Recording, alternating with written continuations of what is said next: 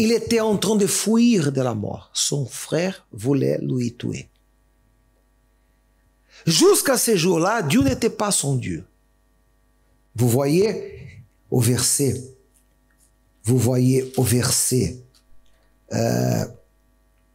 13 qui dit, Dieu lui dit, je suis le Dieu d'Abraham, ton père. Il est Dieu d'Isaac. Jusqu'à ce jour-là, Dieu n'était pas le Dieu de Jacob. Jacob n'avait pas eu engagement avec Dieu. Jacob vivait dans la maison de son père. Son père avait engagement avec Dieu. Et son père était un homme très riche, béni, prospère. Jacob profitait de la richesse de son père. Mais le jour que son frère voulait lui tuer, il s'enfuit. Désormais, ce jour-là, il devait avoir engagement avec Dieu pour changer sa vie. Lorsqu'il vit l'échelle, il a compris ce que Dieu voulait faire. Le message de l'échelle est Dieu au-dessus. En autre mot, Dieu lui a dit, si je suis le premier, si je suis le plus important dans ta vie, si tu fais de moi ton Dieu, et si je suis au-dessous de tout, tu vas grandir, tu vas conquérir. Comme l'échelle, degré à degré, tu vas monter. Aujourd'hui, tu es en train de dormir par terre, de se coucher par terre, d'avoir comme chevet une pierre. Mais la terre où tu es couché, je vais te la donner. Dieu a promis la prospérité. Dieu a promis une famille, une postérité nombreuse. Dieu a promis protection. Il avait peur. Il était rempli de peur de mourir. Dieu a promis être avec lui. Il a compris, il a accepté le pacte. Il s'engagea avec Dieu. Le moment qu'il se réveilla, il prit la pierre, il versait d'huile, il a dit, désormais maintenant tu seras mon Dieu.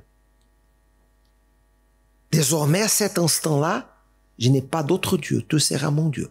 Et de tout ce qui viendra à mes mains, la dîme, je te la donnerai. Dîme, c'est le premier 10% de tout ce qui vient entre nos mains.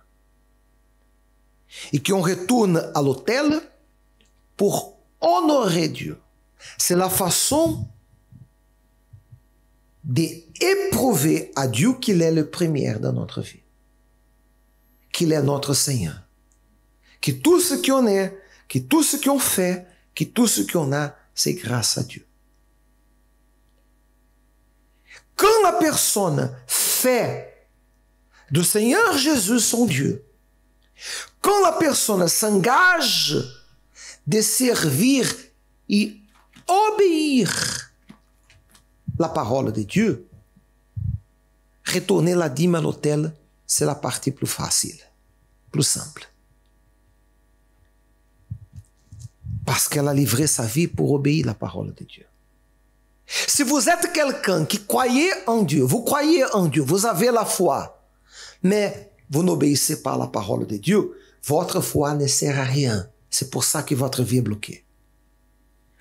N'attendez pas la miséricorde, la bénédiction de Dieu si vous n'avez pas d'engagement avec Dieu. La miséricorde de Dieu, l'amour de Dieu, la pitié de Dieu, c'est pour pardonner tout et quelque péché. N'importe le péché, n'importe l'erreur que vous avez commis ou que quelqu'un a commis.